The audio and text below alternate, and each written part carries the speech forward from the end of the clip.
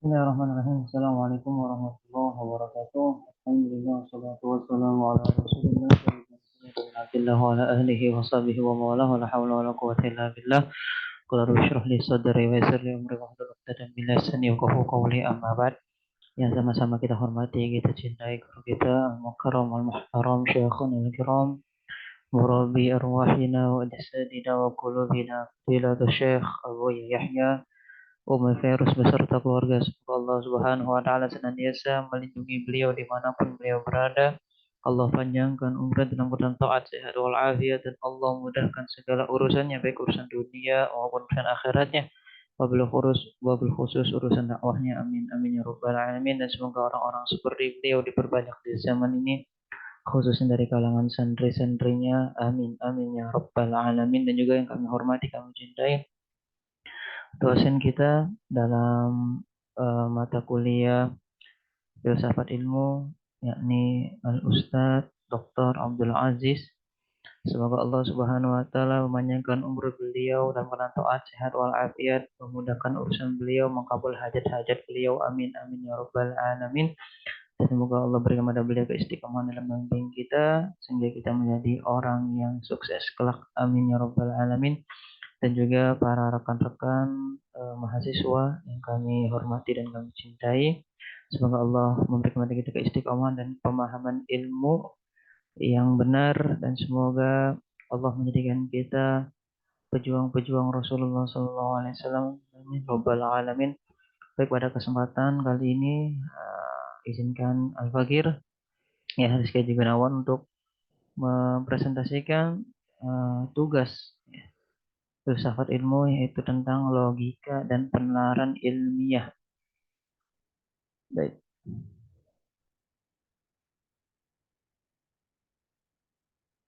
Langsung saja, ilmu penalaran atau logika. Logika adalah ilmu dan kecakapan menalar, berpikir dengan tepat, berpikir. Dimaksudkan kegiatan akal untuk mengolah pengetahuan yang telah kita terima melalui panca indera dan ditunjukkan untuk mencapai suatu kebenaran, berpikir dengan tepat. Sesuai dengan patokan-patokan seperti yang dikemukakan dalam logika, yaitu disebut dengan logis.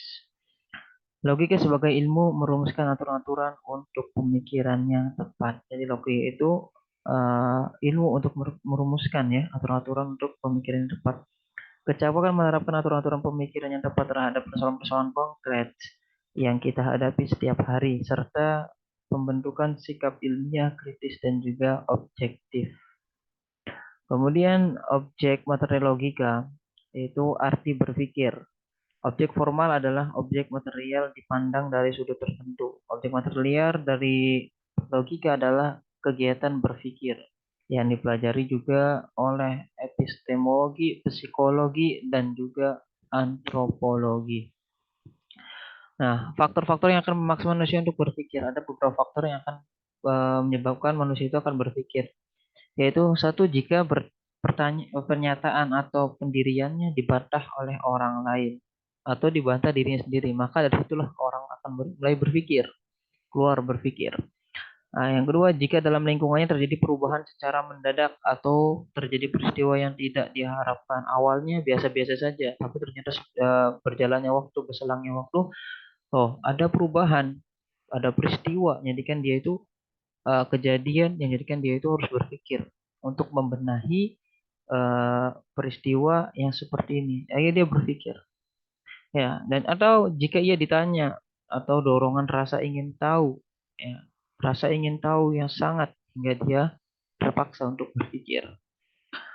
Kemudian menguji suatu penalaran atau suatu jalan pikiran. Tujuan pemikiran manusia adalah mencapai pengetahuan yang benar dan sedapat mungkin pasti. Tetapi dalam kenyataannya hasil pemikiran atau namanya kesimpulan maupun alasan-alasan yang diajukan belum tentu selalu benar. Ya. Benar, apa sih benar itu? Sesuai dengan kenyataan. Jadi apabila yang dipikirkan itu betul-betul demikian, cocok dengan realitas, itu namanya benar. Ada juga pernyataannya salah, kenyataannya, kesimpulannya salah. Kapan? Tidak sesuai. Ya, jika tidak sesuai dengan kenyataan. Jadi apabila apa yang dipikirkan atau dikatakan tidak cocok dengan realitas sebenarnya, ini merupakan salah.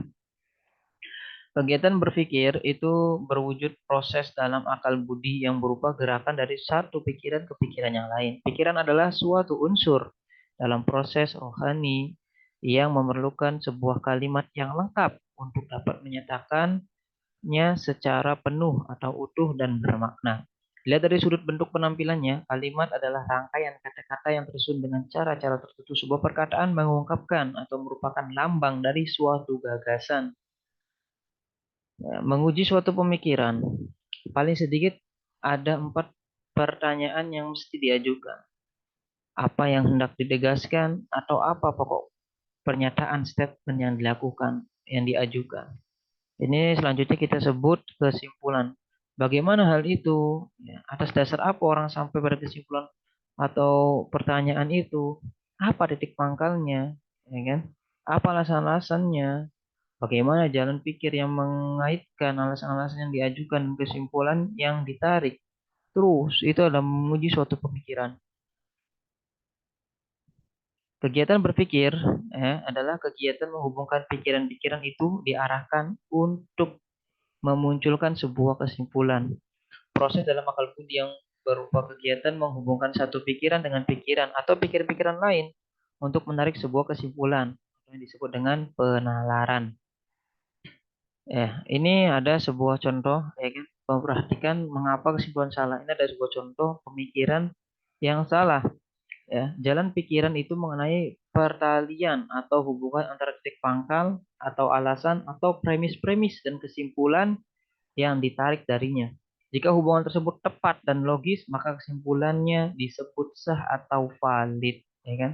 Perhatikanlah mengapa kesimpulan salah. Ini ada contoh kesimpulan yang salah. Contoh, semua orang berambut gondrong itu penjahat. Apa? Semua orang berambut gondrong itu penjahat. Nah, para penjahat harus dihukum. Kesimpulannya, jadi semua orang yang berambut gondrong harus dihukum. Nah, ini adalah kesimpulan yang salah.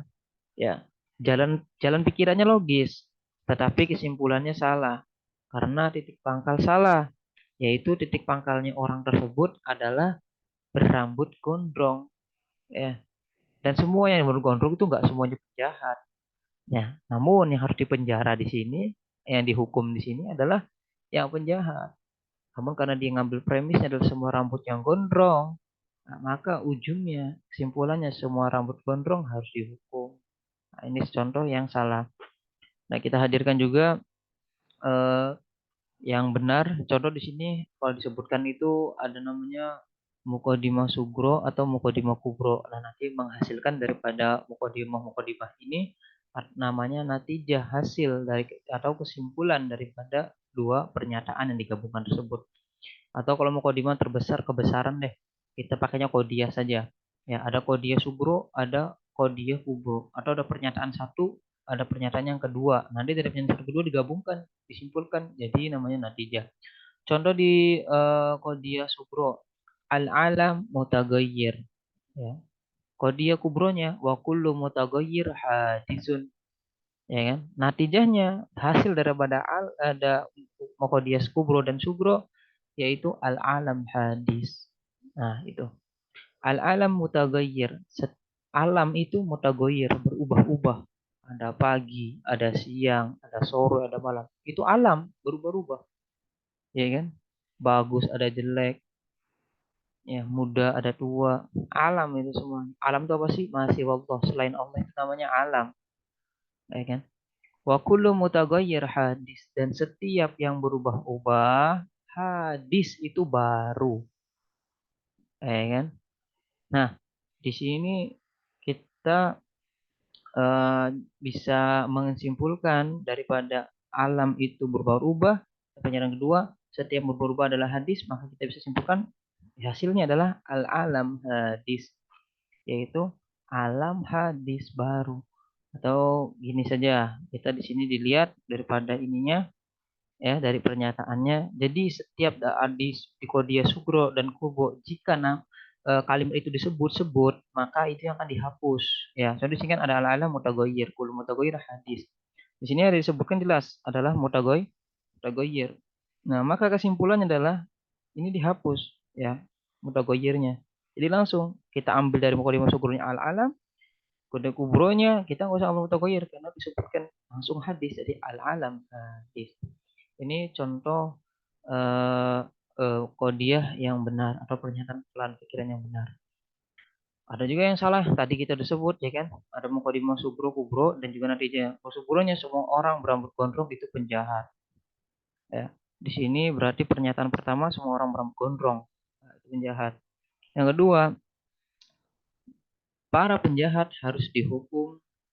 Hasilnya berarti semua orang yang berambut gondrong harus dihukum. Nah, kita ambil pernyataan pertamanya semua orang berambut gondrong, dari keduanya harus dihukum. Maka jadinya semua orang yang berambut gondrong harus dihukum. Nah, ini mungkin dari jalan pikirnya benar. Cuman hasil kesimpulannya salah karena nggak semua orang yang berambut gondrong itu harus dihukum. Seperti itu. Baik, tujuan dari logika itu apa sih? Satu, membedakan cara berpikir yang tepat dari yang tidak tepat.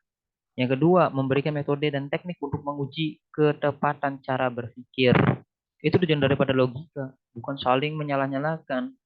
Tapi apa? Memberikan metode dan teknik untuk menguji ketepatan cara berpikir.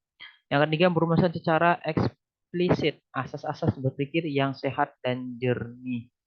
Nah, kemudian premis dan kesimpulan. Premis adalah pernyataan yang digunakan sebagai dasar untuk menarik sebuah pernyataan yang disebut kesimpulan, atau pernyataan yang digunakan untuk mendukung atau membenarkan atau membuktikan kebenaran sebuah pernyataan lain yang disebut kesimpulan. Adapun kesimpulan adalah sebuah pernyataan yang ditarik berdasarkan sebuah atau beberapa pernyataan yang disebut premis. Dengan demikian, premis dan kesimpulan adalah pengertian-pengertian yang korelatif, artinya pengertian-pengertian yang selalu berkaitan satu dengan lainnya, ya, dan masing-masing tidak dapat berdiri sendiri seperti misalnya pengertian-pengertian suami istri. Ya, jadi premis dan kesimpulan ini pengertian nomor satu, nggak bisa dipisahkan. Argumentasi yaitu kesatuan kekumpulan pernyataan yang dinamakan premis atau premis dan kesimpulan yang dihasilkan oleh kegiatan menalar. Itu dinamakan argumen atau argumentasi. Jadi argumen adalah sekelompok pernyataan yang di dalamnya terdapat satu pernyataan yang dinamakan kesimpulan yang diterima sebagai kesimpulan berdasarkan pernyataan atau pernyataan-pernyataan lainnya. Dari kelompok pernyataan itu yang dinamakan premis atau premis-premis. Seperti itu. Wallahu a'lam bishawab. Syukran kasiran untuk dari kami. Wassalamualaikum warahmatullahi wabarakatuh.